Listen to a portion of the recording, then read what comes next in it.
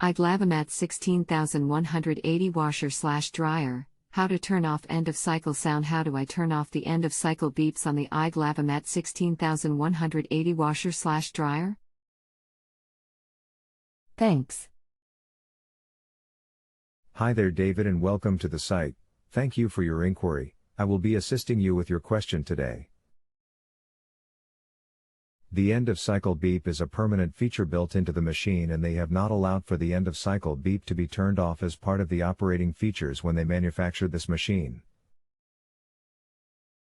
If you go to the following link, you can study the full user manual and see that I am not pulling your leg either. Okay.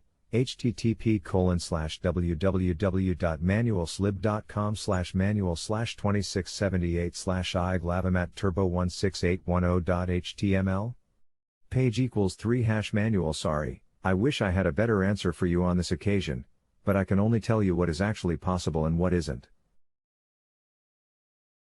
If this feature was allowed, it would most certainly be in the user manual for the machine, as it is with other brands/models that have this option. If you have any follow-up questions, just ask.